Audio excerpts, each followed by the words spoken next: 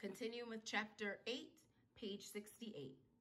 And there were more people sitting around than I first thought too. Most it was men and big boys, but there were a couple of women every now and then and a kid or two. They were all the colors you could think of, black, white, brown, and the fire made everyone look like they were different shades of orange. There were dark orange folks sitting next to the medium orange folks, sitting next to the light orange folks. All these people, the mouth organ man said, are just like you. They're tired, hungry, and a little bit nervous about tomorrow. This here is the right place for y'all to be, because we're all in the same boat, and you boys are nearer to home than you'll ever get. Someone said, amen, brother. The mouth organ man said, it don't matter if you're looking for Chicago or Detroit or Orlando or Oklahoma City. I rode the rails to all of them. You might think or you might hear that things are better or worse down the line, but they're singing the same sad song all over this country. Believe me, son, being on the road is no good. If you two boys are from Flint, this is the right Hooverville for you. Someone said, brother, why don't we feed these boys? That one looks like he ain't eaten in 2 or 3 months. Shucks, he didn't have to point or nothing. Everybody knew who he meant. But I didn't care. The food that was bubbling up in those 3 big pots sure sounded delicious. The mouth organ man said, you're welcome to join us, but we all pitch in here. So unless either of you is carrying one of them smoked West Virginian hams in them bags, it looks like you're pulling KP tonight. I said, pulling what, sir? He said, KP, Kitchen Police. You do the cleanup after everyone's had their fill. There are a couple of other young folks who will show you what you have to do. Me and Bugs both said, yes, sir. This seemed like a real good trade. A woman handed me and Bugs a flat, square, empty tin can. That, my lords, is your china? Please be careful not to chip it. My china had the 2 words Jumbo AP Sardines stamped into the bottom of it. She handed us 2 beat-up old spoons and said, don't be shy. You two just about missed supper. You'd best hurry up. She took us over to one of the big pots and filled up our tin plates. You're lucky, she said. It's muskrat stew, and there's plenty of leftover tonight. Eat as much as you can. The stew was made out of dandelion greens and a couple of potatoes and some small wild carrots and some crawdads and a couple of little chunks of meat. It tasted great. We both had seconds. When we were done, the woman told us, you boys, leave your bags here. It's time to do the dishes now. Ma'am, I like to keep my suitcase with me wherever I go. I promise you your suitcase will be safe here. I remember the Amoses had promised the same thing. You'll watch it yourself, ma'am.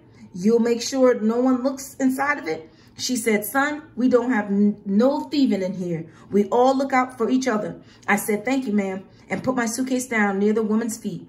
Me, Bugs, a little white boy, and a little girl loaded a whole mess of dirty dish cans and spoons and a couple of real plates and forks into a big wooden box and lugged them down to Thread Creek.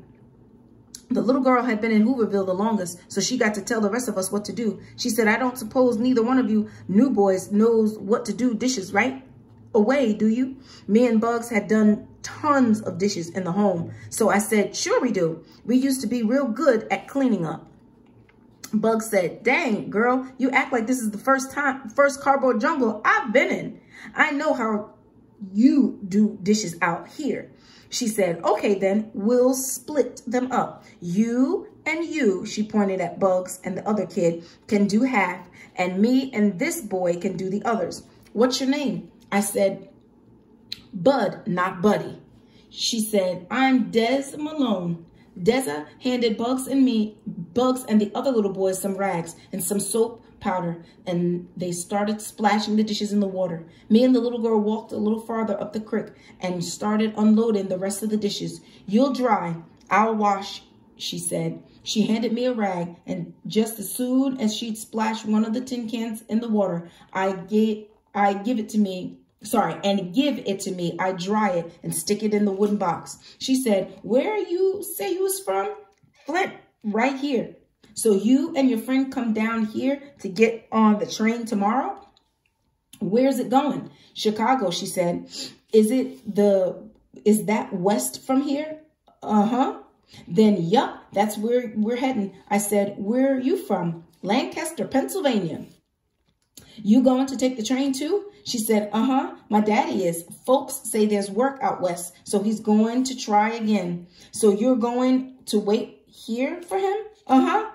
She was real fast and washing the dishes, but I noticed she got kind of slow and was touching my hand a lot when it came to giving them to me. She said, where's your mama and daddy? My mother died 4 years ago. Sorry about that. Sorry to hear about that. It's okay. She didn't suffer nothing. So where's your daddy? I think he lives in Grand Rapids. I never met him. Sorry to hear that. Shucks. She said, shucks. She held right onto my hand when she said that. I squirmed my hand loose and said, that's okay too. Dessa said, no, it's not. And you should quit pretending it is. Who said I'm pretending anything? I know you are. My daddy says families are the most important thing here there is. That's why me and my mama are going to wait together for him to come back or write for us to come. I said, my mother said the same thing, that families should be there for each other all the time. She always used to tell me that no matter where I went or what I did, that she'd be there for me, even if she was somewhere that I couldn't see her. She told me, shucks, there are some folks who have you running your mouth before you know what you're even doing. I quit talking and acted like I was having a real hard time drying the tin can she just handed me. What else did she tell you, bud? I looked at Dessa Malone and figured I'd never see her again in my life, so I kept shooting my mouth off. She would tell me every night before I went to sleep that no matter what happened, I could sleep knowing that there had been a little boy anywhere, anytime, who was loved more than she loved me. She told me that as long as I remembered that I'd be okay. And you know it was the truth. Just as much as I know my name's Bud, not Buddy, she said. Don't you have no other kin here in Flint? No? I guess I can't blame you for wanting to ride the rails. My mama says these poor kids on the road all alone are like dust in the wind. But I guess you're different, aren't you, Bud? I guess you sort of carry out your family around inside of you, huh? I guess I do. Inside my suitcase, too. She said, so you've been staying in an orphanage since your mama died? What makes you say that? Well, you're kind of skinny, but I can tell by the way you talk and the way that you act that you haven't been out on the road for very long. You still look young. I said, shucks, I'm not all that young. I'm going to be 11 in November, on November 14th, and I'm not skinny. I'm wiry. Some folks think I'm a hero.